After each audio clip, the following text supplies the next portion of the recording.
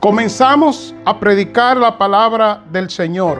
El título de nuestro mensaje en este día, escuche bien, la pregunta que lo define todo. ¿Me amas más que estos? Esa es la pregunta que lo define todo. Por varias semanas hemos estado predicando sobre el carácter que Cristo quiere formar en nosotros. Comenzamos en Mateo 5, del 1 al 12, donde Jesús, al iniciar su ministerio, se presenta ante los discípulos, aparte de la multitud, y le muestra cuáles son las características, o sea, el carácter que Él ha de formar en sus discípulos. Mateo 5, 1 al 12 es revelador, porque más adelante en el versículo 20 Jesús le dice a los discípulos y a nosotros que si nuestro carácter no fuera mejor, más cimentado, más trabajado que el de los fariseos, no entraremos, o sea, no heredaremos el reino de Dios. Así que esto debe llamarnos a la atención y preguntarnos si el carácter de Cristo se está realmente formando en nosotros. En otro mensaje nosotros vimos cuáles son las características visibles en un cristiano para saber si el carácter de Cristo está desarrollado o desarrollándose en ese cristiano. Vimos a través de la historia de Nehemías en el capítulo 1 que el cristiano, el creyente, el seguidor del Señor tiene que tener clara su identidad, conectado con sus raíces, clara identidad. Tiene que vivir en total dependencia en Dios. Y tiene que ser una persona que sabe identificar el origen del problema, no el problema. Nosotros vivimos todo el tiempo resolviendo problemas y nos hemos convertido en los cazadores de las soluciones de problemas, y lo que hacen los problemas es que nos rebotan agrandándose en nuestras manos. ¿Por qué? Porque muchas veces resolvemos el problema o pretendemos hacerlo sin conocer el origen del problema. El que tiene el carácter de Cristo, escuche bien, no se enfoca en el problema, sino en el origen del problema. Primero va a Dios en oración, primero va a Dios en su palabra, y entonces cuando conoce el origen del problema, clama al Señor, y eso lo vimos en Nehemías. Y otra característica del cristiano que se está desarrollando, el carácter de Cristo, es que es una persona que tiene claro y profundo conocimiento de la gracia y las promesas de Dios. Hermano, uno de los grandes problemas de los cristianos de hoy día es que desconocen la gracia y las promesas de Dios. Hay gente que caen en pecado y mejor se van de la iglesia, se apartan y el diablo los engaña porque ellos desconocen que la Biblia establece que aunque el pecado abunde, la gracia va a sobreabundar sobre el pecado. Ellos desconocen las promesas de Dios de que si Dios te salvó en Cristo, no hay manera de que tú pierdas tu salvación. Entonces, hermano, hoy vamos a ver un ingrediente que es fundamental, un ingrediente que es necesario para que se forme el carácter de Cristo en nosotros. ¿Cuál es ese ingrediente? No le voy a decir todavía. Leamos el pasaje, se encuentra en Juan 21, 15 al 19. Escuche cómo comienza este pasaje y qué dice. Dice entonces, cuando habían acabado de desayunar, Jesús dijo a Simón Pedro: Simón, hijo de Juan, escuche bien, ¿me amas más que estos? Pedro le dijo: sí, Señor, tú sabes que te quiero. Bueno, yo parece que estoy confundido, porque yo pensé que Jesús había preguntado: Pedro, ¿me amas más que estos? Pero Pedro ha respondido que sí, que él sabe que lo ama, o sea, que sabe que lo quiere. Y hasta donde yo sé, amar y querer no es lo mismo. Jesús le dijo entonces: apacienta mis corderos, versículo 16 de Juan 21. Y volvió a decirle por segunda vez Jesús a Pedro: Simón, hijo de Juan, ¿me amas? Y escuche ahora, Pedro le dijo, sí, Señor, tú sabes que te quiero. Y escuche el cambio ahora. Jesús le dijo, pastorea mis ovejas. Versículo 17. Le dijo por tercera vez, Simón, hijo de Juan, ¿me quieres? En otras palabras, Jesús le está preguntando si lo ama. Y él está respondiendo como que sí lo ama, pero que sí que lo quiere, no que lo ama. Entonces Jesús dice, te cambio entonces el verbo.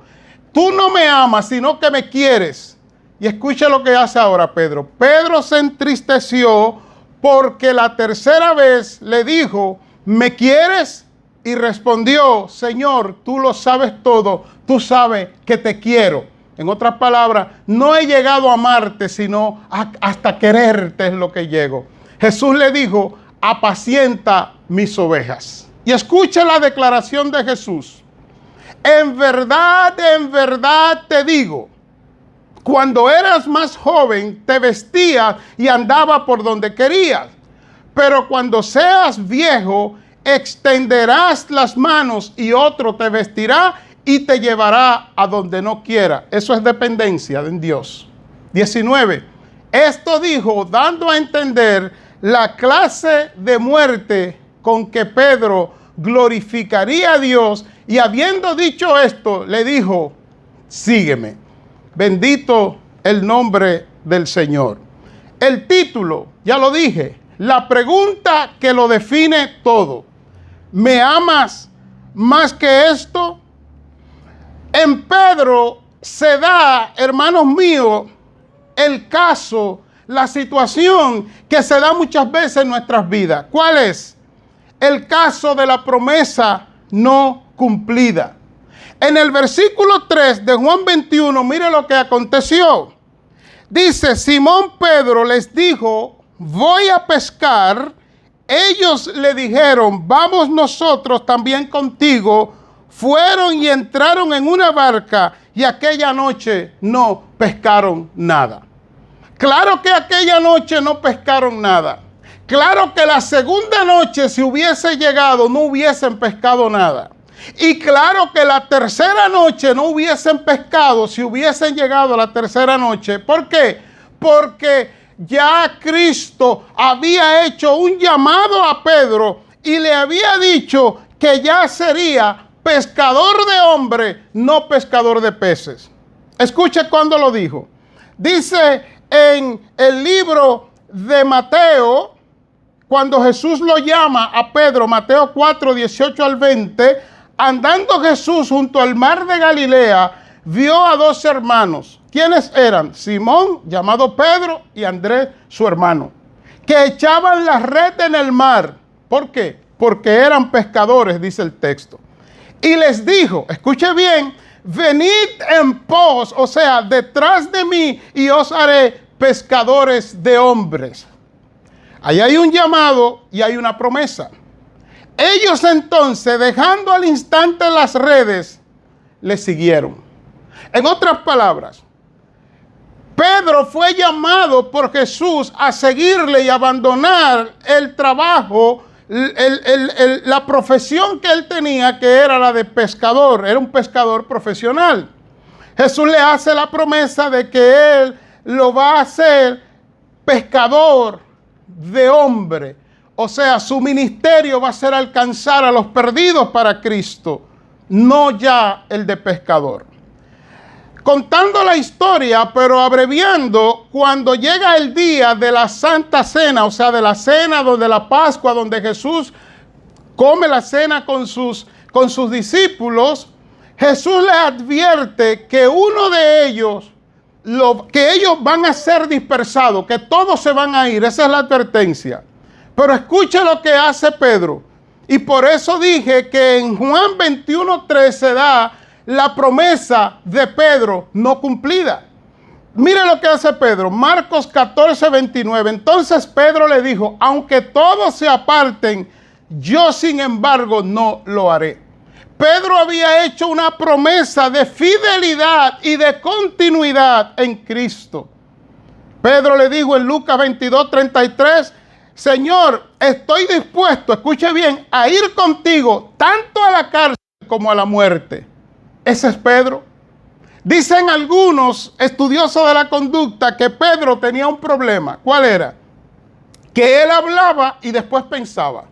Él no pensaba para hablar, él hablaba para pensar. Y ahí lo vemos evidenciado. Jesús advierte que el grupo entero lo va a dejar solo. Pedro dice, yo no, yo voy contigo a la cárcel y aún a la muerte. Le hace una promesa a Jesús. Paréntesis. O aplicación, paréntesis y aplicación. Tenga cuidado con las promesas que usted le hace al Señor. Usted no está obligado a prometerle algo a Dios. Dios ha hecho un pacto con usted, no usted con Dios. Yo oigo gente todos los días diciendo, yo pacté con el Señor. ¿Y quién eres tú para pactar con el Señor? ¿Qué fidelidad tiene tu palabra ante Dios para tú pactar con el Señor? ¿Qué grado de autoridad tienes tú para decir que tú puedes pactar con Dios? ¿No sería más correcto, bíblico y entendido que tú vayas y le digas al Señor, estoy de rodillas, Señor, no puedo prometerte, no puedo pactar contigo, pero tengo la intención y la voluntad rendida ante ti. Ayúdame a cumplir lo que quiero hacer. ¿No es eso lo que la Biblia nos llama a hacer? Pedro no lo hizo, se comprometió. Pregunto yo, ¿cumplió? No, cuando Jesús fue apresado, no solamente lo negó, mire lo que dice la Biblia, y cuando hubieron cantado el himno, salieron al monte de los olivos. Entonces Jesús le dijo, todos os escandalizaréis de mí esta noche, porque escrito está, heriré al pastor y las ovejas del rebaño serán dispersas. Pero después que haya resucitado, iré delante de vosotros a Galilea. Respondió Pedro, le dijo, aunque se escandalicen de ti, yo no me escandalizaré. Jesús le dijo, de cierto te digo que esta noche, antes que el gallo cante, me negará 3 veces. Pedro le dijo, aunque me sea necesario morir contigo, no te negaré. Y todos los discípulos dijeron lo mismo. Lea Mateo 26, 69 al 75, y usted verá, momento después, a Pedro negando a Jesús. 3 veces antes que el gallo cantó. ¿Y qué sucedió después de ahí?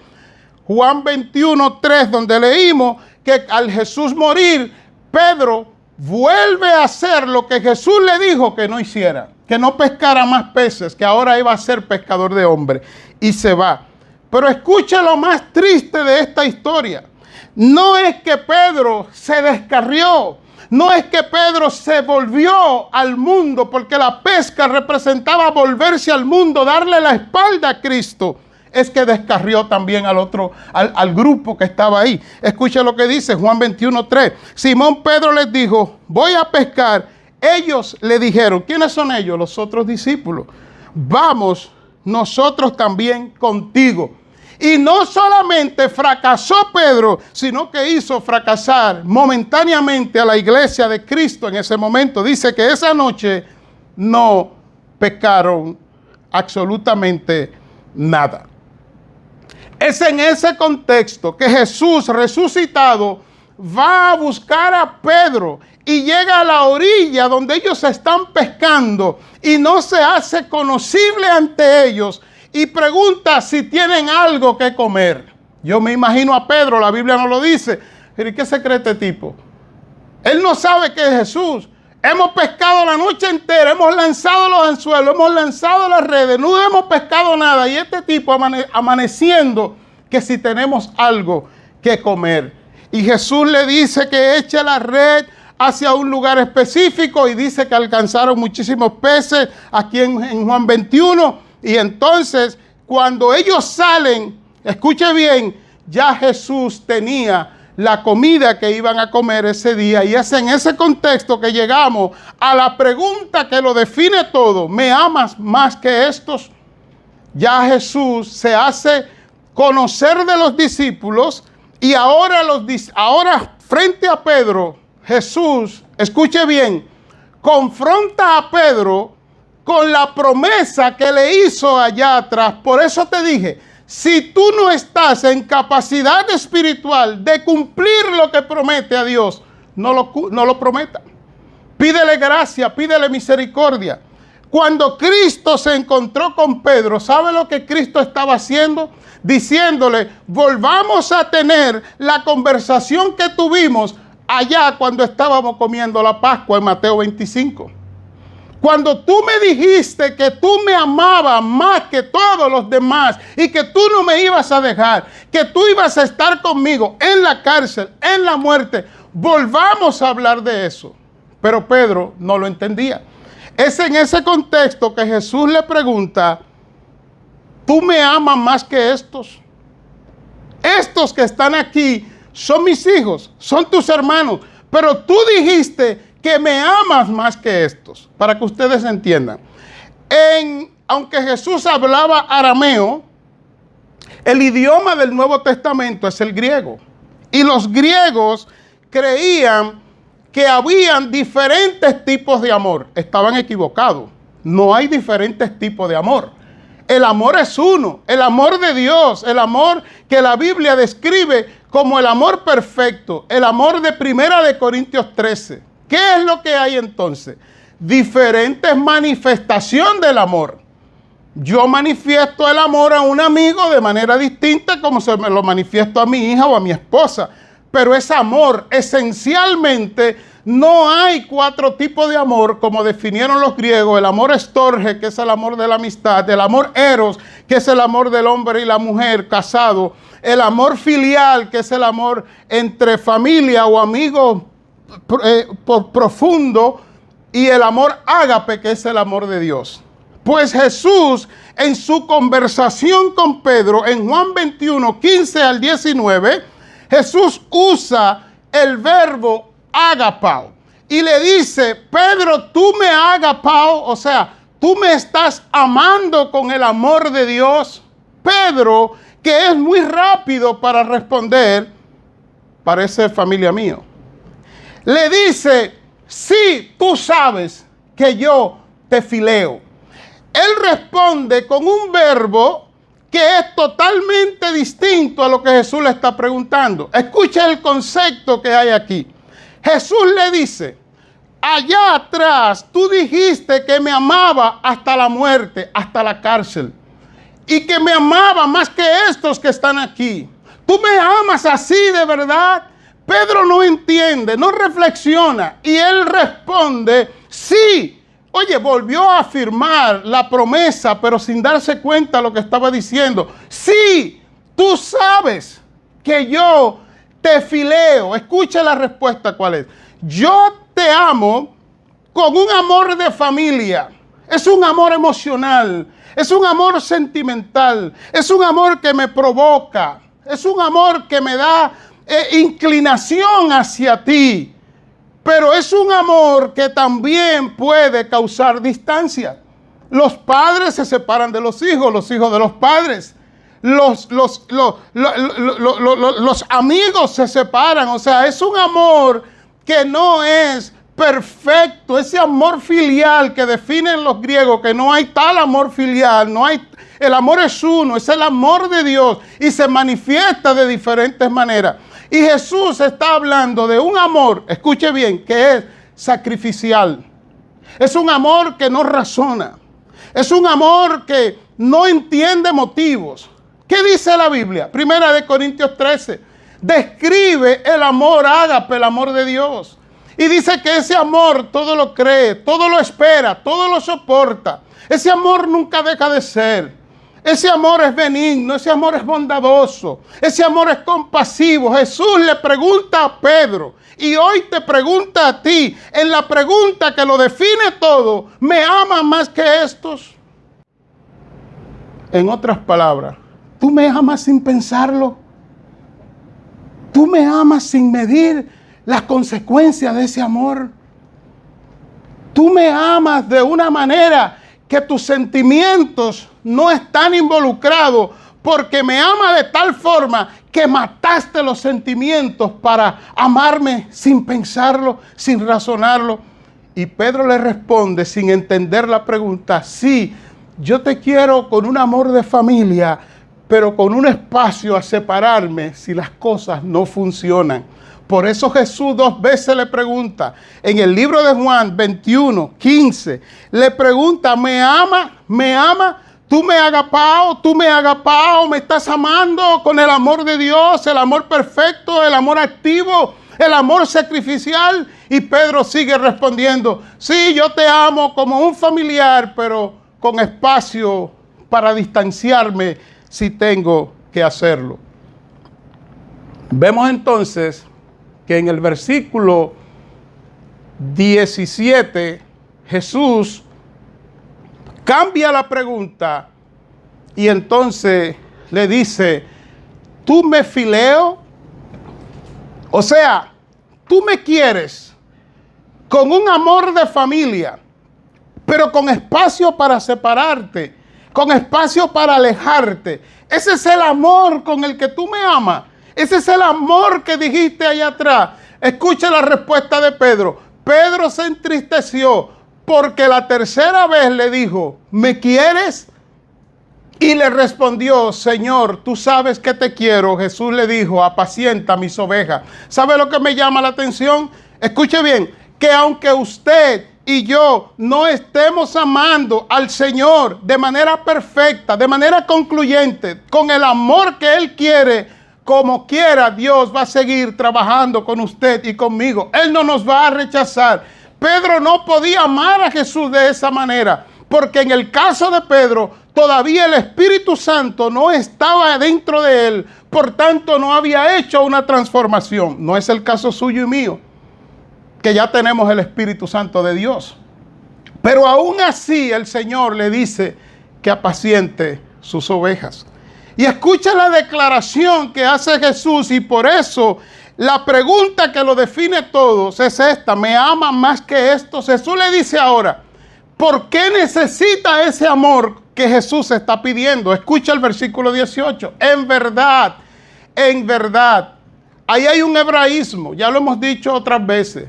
En la cultura hebrea, cuando se quería decir algo y quería parar lo que tú estabas haciendo, el que estaba hablando, que tú pararas lo que estabas haciendo y prestaras atención, te repetía, de cierto os digo, o en verdad os digo. Entonces la persona se paraba porque sabía que lo que venía era contundente, demasiado importante. Ahí está en el 18, en verdad te digo. Haga un paréntesis ahí. El texto no lo dice, pero para que usted entienda el hilo. En verdad te digo que necesitas no el amor fileo, no el amor de familia, no el amor que tú amas con tu cabeza, con tu mente y que tú razonas. Necesita el amor ágape, el amor de Dios, el amor sin condiciones. ¿Sabe por qué? Eso sí lo dice el texto, porque cuando eras joven te vestía y andaba por donde quería. Pero cuando seas viejo, extenderás la mano y otro te vestirá y te llevará donde no quiera. Ahí está hablando de la dependencia que necesitamos en Dios. Que cuando el Espíritu Santo entrara en Pedro, ya Pedro no iba a caminar como él quería. Ya Pedro no iba a ir donde él quería. Ya Pedro no iba a hacer lo que él quisiera hacer, sino que iba a tener que obedecer la voluntad del Espíritu de Dios en él. Hermanos, ¿cuál es la aplicación de este mensaje de Juan 21, 15 al 19?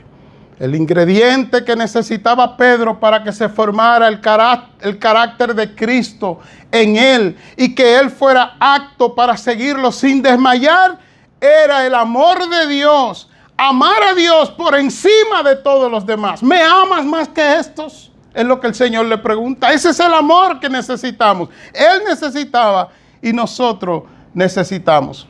En el caso suyo y el caso mío no es distinto.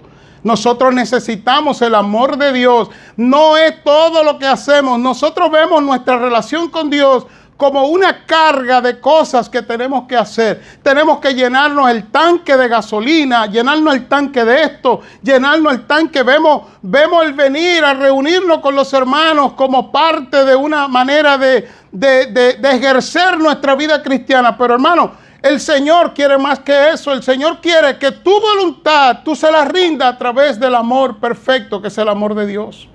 Eso es lo que Dios quiere. ¿Qué impide entonces que el amor de Dios sea el fundamento para formar el carácter de Cristo en tu vida y en mi vida? En el caso de Pedro, fueron las expectativas que él tenía en él mismo. Pedro creía que estaba completo y que no necesitaba más nada. Por eso dijo, yo no te dejaré. En vez de apelar a la gracia de Dios, a la fortaleza de Dios, dijo, yo estoy listo para ir a la cárcel y aún a la muerte por ti. Pero no estaba. Entonces, de manera concluyente, tienes que responderte, amo al Señor más que las cosas que están a mi alrededor. Verdaderamente amo yo al Señor más que a mi familia. Hay gente que esta pregunta le parece cruel. Y yo digo, no entiendo por qué. Porque es un concepto bíblico, totalmente bíblico. A Abraham, el padre de la nación hebrea, le costó dejar a su tierra, pero también a su parentela. Deja a tu tierra y a tu parentela. El amor de Dios, hermano, nos exige todo, pero también nos lo da todo. Así que si tú quieres ver el carácter de Cristo formado en tu vida y ser un hombre, una mujer que vive en la tierra, pero con las alas de Dios llevándote al cielo, entonces tienes que responderle hoy sin dudar, hoy sin espacio. Me ama más que estos. Tienes que responderle. Y si sabes que no hagas como Pedro. Ve de rodillas. No lo hagas delante de mí para que no te sientas expuesto. Pero ve de rodillas al Señor y dile, Señor, tú sabes que yo no te amo de esa manera. Tú sabes que mi amor es condicionado. Tú sabes que cuando yo no recibo lo que yo quiero, me pongo como los niños chiquitos y ya no quiero orar, ya no quiero alabarte, ya no quiero glorificarte. Señor, perdóname y lléname de ese amor. Porque si usted ora así, en el próximo mensaje que está en Juan 15, del 1 al 17, vamos a ver cómo el Señor quiere formar, fundamentar y llenarlo de ese amor, que es el perfecto amor, y que a través de ese amor Él forma el carácter de Él en nosotros. Señor, he predicado tu palabra.